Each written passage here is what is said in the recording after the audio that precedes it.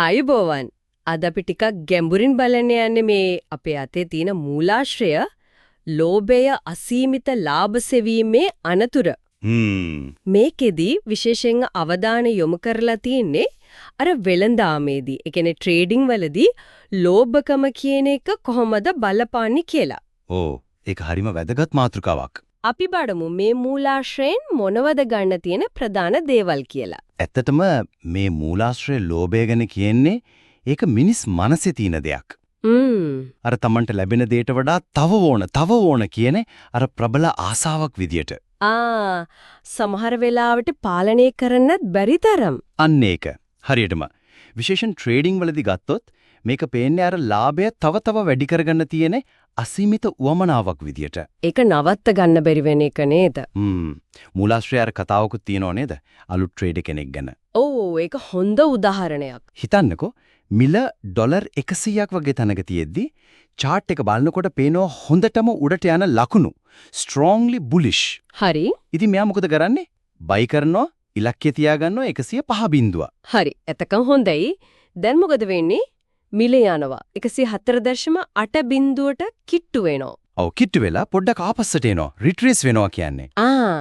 එතකොට එයාගේ මුල් ප්ලෑන් එක අනුව නම් ප්ලෑන් එක අනුව නම් ඉතින් දැන් එක්සිට් වෙන්න ඕන වෙලාව. ලාභය අරගෙන අයින් වෙන්න ඕන. ඒක තමයි තාර්කික දේ. එතනදි තමයි අර ලෝභී හිත පැන නගින්නේ. හිතනවා අපෝ තව පොඩ්ඩෙන් 105නේ සමහර විට හෙට මේක 110ට යයි. තව ගොඩක් ලාභ ගන්න පුළුවන් කියලා ඉපනෝ. අන්න එහෙම හිතලා අර එක්සිට් වෙන්න ඕන තැනදිත් එයා ඉවත් වෙන්නේ නැහැ. ප්ලෑන් එක පැත්තකට දානවා. ඉතින් ප්‍රතිඵලය මූලාශ්‍රය කියන විදියට පහුවෙනිදා මාකට් එක පල්ලෙහාටම යනවා. මාකට් ඩම්ප් එකක්. මේලේ එන්නේ කොහාටද? 100.5 බිඳුවට විතර. ඒ කියන්නේ අර තිබ්බ ලාභය ඔක්කොම ඉවරයි. zero profit. සමහර විට පොඩි පාඩුවකුත් එක වෙන්න පුළුවන්. loss එකක්. අර කතාවෙම පේනව නේද ප්‍රධානම ගැටලුව වෙන්නේ ලෝභකම නිසා අර මුලින් හදාගත්ත ප්ලෑන් එක තමන්ගේම ආරක්ෂාවට හදාගත්ත එක. වදක කරලා හිතෙන විදිහට වැඩ කරන එක. ඒක තමයි මූලාශ්‍රය කියන ප්‍රධානම අනතුර. ඔව්. මේ කතාව වගේම තව මේ ලෝභකමේ පොදු ලක්ෂණ ගැනත් මූලාශ්‍රය කියනව නේද? ඔව් තියෙනවා. එකක් තමයි අර මට දැනටමත් මෙච්චර ලැබුණා නම් තව හිටියෝ මීට වඩා ගොඩක් හම්බ වෙයි කියන සිතුවිල්ල. අසීමිත බලාපොරොත්තුවක්. හරියටම. අනිත් එක තමයි අර ස්ටොප් ලොස් එක. මිල Tamanට අවාසි පැත්තට යද්දිත් නෑ මේක අපහු උඩට එයි කියලා හිතලා අර පාඩුව නවත්ත ගන්න දාපු ලිමිට් එක අයින් කළා දාන එක.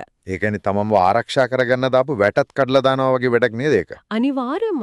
තව තියෙනවා අර ලාභ ඉලක්කයට ආවට පස්සෙත් ටාගට් එකට ආවම තවයයි කියලා හිතා ඒක විකුණන්නේ නැතුව හෝල්ඩ් කරන එක. දිගටම තියාගෙන ඉන්න එක. ඔව්. අනිත් එක තමයි අර කලබලකාරී ගතිය. හොන chance එකක් මිස් වුණා කියලා හිතුනම. ඒක පාරටම ආයෙත් මාකට් එකට පණින එක. කිසිම සැලැස්මක් නැතුව. අර පාඩුව කව කරගන්න කියලා හිතාගෙන. re-entering impulsively කියන්නේ ඒක වෙන්නේ නැති. ඒක තමයි මේ ඔක්කොම ලෝභකමේ ප්‍රකාශනයන් කියලා මූලාශ්‍රය කියනවා. එතකොට මේ වගේ දේවල් පාලනය කරගන්න මොනවද කරන්න පුළුවන්? මූලාශ්‍රයේ තියෙනවද යෝජනා? ප්‍රධානම දේ තමයි ලාභය වෙලාවට ගැනීම. take profit කියන්නේ. ඒ කියන්නේ ක්‍රමවේදයට සිස්ටම් එකට අනුව ලාභය ආවම ආයෙ දෙපාරක් හිටන්නේ නැතුව එක්සිට් වෙන එක. අනිත් එක මාකට් එක පස්සේ දුවන්න එපා කියන එක. never chase the market. ඒ කියන්නේ මිල උඩ ගියා කියලා ඒ පස්සේ කලබලෙන් යන්න එපා කියන එකද? ඔව් හොඳ chance එක එනකන් ඉන්න. ස්ථිර ක්‍රමෝපායක් fixed strategy එකක් කියාගන්න එක ගැනත් කියව නේද? ඒකෙන් කොහොමද ලෝභය පාලනය වෙන්නේ? හරි.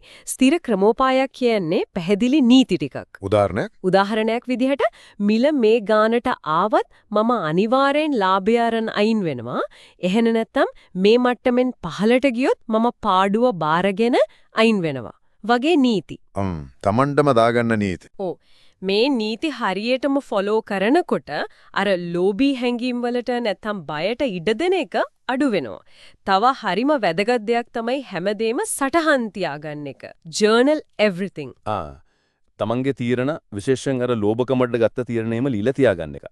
ඔව් එතකොට තමන්ගේ වැරදි රටා පැටර්න්ස් අඳුරගන්න පුරුවන්. ඒකෙන් ඉගෙනගෙන ආයේ මේ වැරදි වලට අහු වෙන්න තියෙන ඉඩ අඩු කරගන්න පුරුව මේ නේද? අන්න ඒක තමයි.